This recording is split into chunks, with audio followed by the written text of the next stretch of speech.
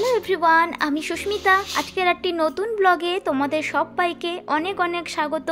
আশা করি সবাই খুব ভালো আছো, সুস্থ আছো, আর আমরাও কিন্তু বেশ ভালো আছি এই কনকনে ঠান্ডার মধ্যে। জাপানে এখন বেশ জাঁকিয়ে ঠান্ডা পড়েছে। বাইরে এখন আমি একটুক্ষণের জন্য জানলাটা খুলেছিলাম, প্রচণ্ড বাতাসের গতিবেগ, তাই বন্ধ করে দিলাম। সকালে এখন যে হারে ঠান্ডাটা পড়ে, টেম্পারেচার থাকে ওই ধরো 1 ডিগ্রি মতো, তবে ফিল লাইক হয় -1 কিংবা -2। সকাল সকাল তো হাজব্যান্ড অফিসের জন্য বেরিয়ে গেছে, আর এখন আমি তাড়াতাড়ি করে এই বিছানাটুকু গুছিয়ে নেব। সকালবেলার সমস্ত কাজ ফেলে রেখে আগে আমি কিন্তু এই বিছানাটা গুছিয়ে নিই, যাতে করে আমার বিছানাটা সারাদিন যেন একদম পরিপাটি করে থাকে। আর একটা সুন্দর বিছানা তো সবারই পছন্দ। চলো দেখাই আজকের ওয়েদারটা কেমন। সকালবেলা কি সুন্দর একটা ঝলমলিয়ে রোদ বেরিয়েছে, তবে বাইরে দাঁড়িয়ে যে কিছুক্ষণ রোদটা পোয়াবো তার কিন্তু কোনো জো নেই। যে পরিমাণ বাতাসের বেগ, দরজা খুললেই সঙ্গে সঙ্গে বাতাসগুলো যেন হুড়মুড়ি করে ঘরের মধ্যে ঢুকে পড়ে। চলো আজ কিন্তু আমি তোমাদের সঙ্গে সারাদিন কথা বলতে বলতে আমার সময়টা কিন্তু কাটাবো। এখন আমি চলে এসেছি কিছু কাপড় কাচবো, ওই ওয়াশিং মেশিনে কাপড়গুলো দিয়ে দেবো। প্রথম যখন জাপানে এসেছিলাম কি ডিটারজেন্ট ইউজ করব সেটা কিন্তু আমার কাছে খুবই একটা বড় ব্যাপার ছিল, কেননা আমরা দেশে যে ডিটারজেন্ট ইউজ করতাম এটা তো সেখানে আর পাওয়া যায় না। তো প্রথম আমরা কিছু না জেনেই এই অ্যাটাকটাই নিয়ে এসেছিলাম। তবে এর গন্ধটা এত সুন্দর, তো এটাকে এখন আমরা কন্টিনিউয়াসলি ইউজ করে চলেছি।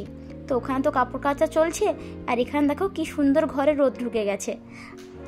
ডাইনিং টেবিলের এই জায়গাটা জানো তো আমার কাছে খুব প্রিয়। কিছুদিন আগে আমার এক ফ্রেন্ড আমার সঙ্গে দেখা করতে এসেছিল। আসার সময় এই সুন্দর একটা ফুল নিয়ে এসেছিল, আর সঙ্গে চকলেটও নিয়ে এসেছিল। এটা হয়ে গেল প্রায় ধরো 3 সপ্তাহের কাছাকাছি। এখনও পর্যন্ত গাছটা ভালো আছে। দেখেছো, কোনো জিনিসের যদি যত্ন করা হয় সেই জিনিসটা কিন্তু অনেক দিন পর্যন্ত রয়ে যায়। ফুল আমার খুব পছন্দের, তাই ছোট্ট গাছটিকে রাখার জন্য আমি একটা ছোট্ট ফুলদানিও কিনেছি। আর প্রতি 2 দিন অন্তর অন্তর এর আমি জলটা চেঞ্জও করে দিই, যাতে জিনিসটা অনেক দিন পর্যন্ত ভালো থাকে। আর এই ছোট্ট যে ট্রেটা দেখছো, এটা আমি নিজের হাতে বানিয়েছি, আর এই ফুলগুলিও দিয়ে এটাকে সুন্দর করে সাজিয়ে রেখেছি। ওই জন্য আমার এই ডাইনিং টেবিলের ছোট্ট জায়গাটা খুব পছন্দের। প্রতিদিন একবার করে হলেও জায়গাটিকে সুন্দর করে আমি পরিষ্কার পরিচ্ছন্ন করে রাখি। তো চলো এখন ঘরটাকে একটু ভ্যাকুয়াম ক্লিনার দিয়ে ক্লিন করে নেব।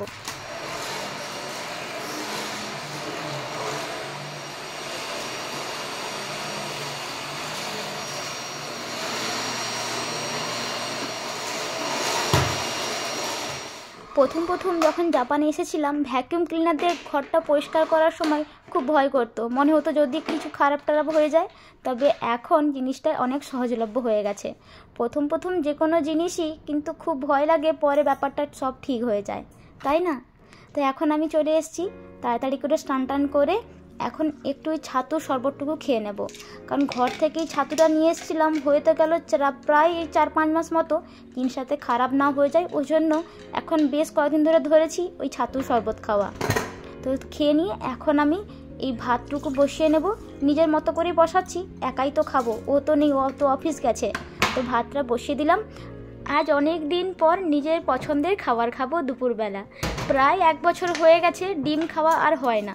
ডিমে অ্যালার্জি আছে বলে ডিম খাওয়া প্রায় বন্ধই হয়ে গেছে।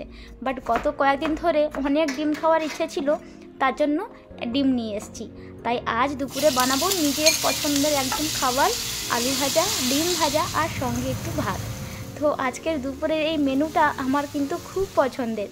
আলু ভাজা যদি পেঁয়াজ সঙ্গে থাকে তাহলে কিন্তু আমার বেশ ভালো লাগে। আর এদিকে দেখো আমার ডিমটাও কিন্তু প্রায় ভাজা হয়ে চলে এসেছে।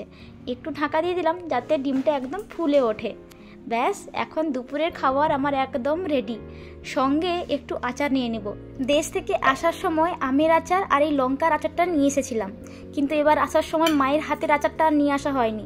তাই এবার ভেবেছি ঘর গেলে মায়ের হাতে তৈরি আচারটা নিয়ে আসবো। চলো আর বেশি কথা বলবো না, তাড়াতাড়ি করে এই ভাতটুকু আমি খেয়ে নিই। আজ তো বললাম যে ওয়েদারটা কিন্তু খুব ভালো, খুব সুন্দর রোদ বেরিয়েছে, তাই ভাবলাম আচারগুলোকে একটু রোদে দিয়ে দিই, যাতে অনেক দিন ধরে জিনিসটা ভালো থাকে। আমের আচার আর লঙ্কার আচার নিয়ে এসেছিলাম।